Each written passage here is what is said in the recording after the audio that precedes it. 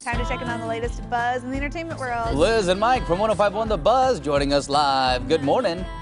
Morning. Morning. All right, Brad Pitt, he's just like us. His pet peeve, what is it?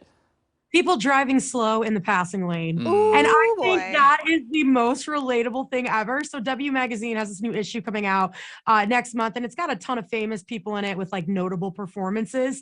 And in it, they ask him, what's your biggest pet peeve? And he doesn't like slow drivers. And I was taken aback by this initially because it is so relatable. I assumed that Brad Pitt was so filthy rich that he just had a driver that took him everywhere. You know what I mean? Like, excuse me, driver, there's a sale at the Winco on pork chops. Like, I didn't imagine him driving his own car. So can you imagine if you're stuck in traffic and somebody's behind you laying on the horn, and then they pass you and they give you a gesture and you just look and you go, was that Brad Pitt? I think he either has tinted windows, and I think his car probably looks a lot differently than ours. Right. But yeah, no, I share this pet peeve. Slow drivers and slow walkers. You can't be like 4 people across the sidewalk. Yeah, you taking can't a bogart a stroll, sidewalk. you That's know? Can't be in the left lane going slow. Can't be in the left lane of the sidewalk going slow. It's just the rules. No, they're the absolute worst. And we won't even talk about what goes on over the interstate bridge, because somewhere in there's some sort of driving malfunction that goes on with Oregonian and Washingtonian drivers. Yeah, Yes. there's a time warp in there It somehow. is. It's like a force field. Like you just automatically brake for no reason. No one knows why.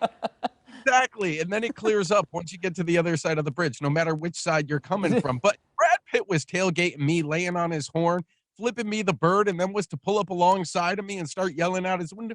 I would be flattered. Right? I would just turn in my license at the registry of motor vehicles, because I have no reason to be on the road anymore because I just got the bird from Brad Pitt. So you try to bait him into like pulling off the road, Right. and then you'd be like, wait, no, I just want your autograph. I just wanted to make you mad real for quick. your autograph. Yeah. I feel like now that he's put this out there, people are going to see that he's behind them and drive slow. Drive slow in just for that. hopes that they will Yeah. have an interaction. I mean, I'm a slow driver and a slow walker, but I keep it to the right. I let everybody pass me. I drive like a butterfly, but I know my lane. See, that's the thing. There's nothing wrong as long as you're aware and you just Stay know in where. your lane. Exactly. That's all it is. That's the advice. I will say though, coming from Florida, when I first moved to Oregon, I was like, gosh.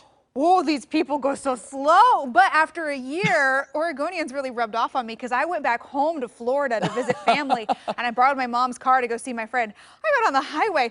I was white knuckling it in the right lane. I'm going like 75 and people are just meow, meow. I was so scared and I realized I used to be one of those people. I have slowed down a little bit. The West Coast has helped me calm me down a little. Yeah. Yeah. That's so funny. Florida is not like the rest of us. It's really not. And I learned true. to drive there, so watch out. Hey, okay, we have to talk about Margot Robbie. Liz, I know you have a lot to say on this one.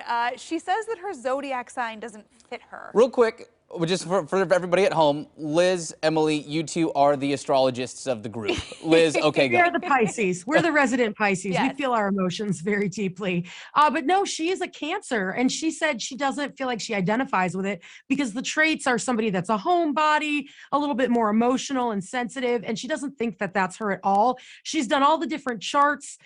Her sun sign, everything. She's a triple Cancer.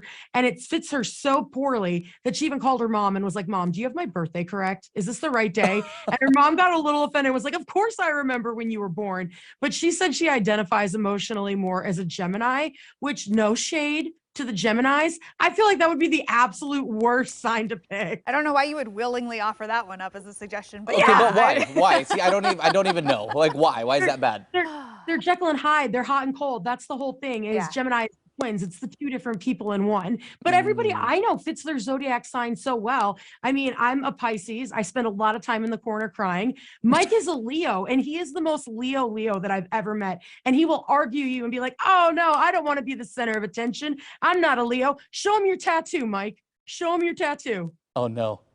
He has a Leo tattoo on his body, but he tries to be all like, oh, no, that's You don't not get to what have a tattoo of it on your body and then say you're not a Leo. Leos love making it part of their personality for sure. Proud of being a Leo, but you know, a lot of our qualities, I don't necessarily feel like I identify with them. That's all.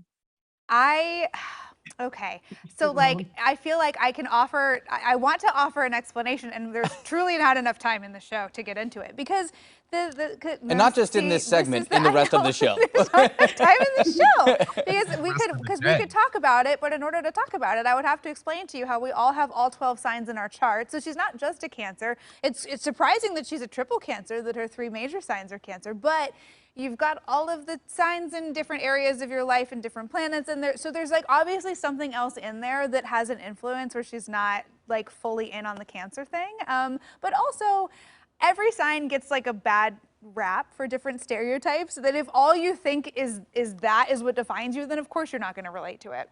Totally. That maybe she's gonna grow into her sign. You know what I mean? Maybe Uh-huh. she'll be a homebody in like 10 years. She doesn't Yeah. know. You There's- can grow and change.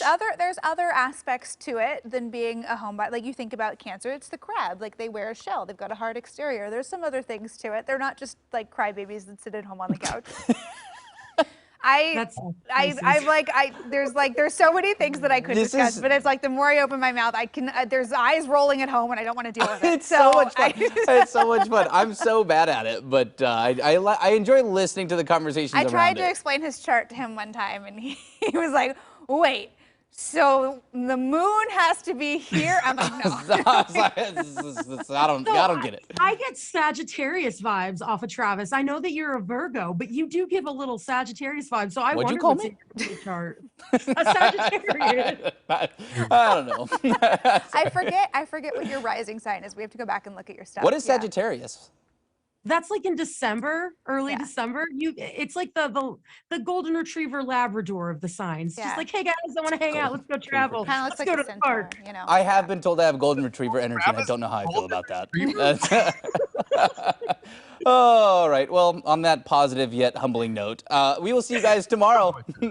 Bye, friends. All right, Bye, guys. And you can listen to Liz and Mike the Leo every weekday morning on 105.1 The Buzz.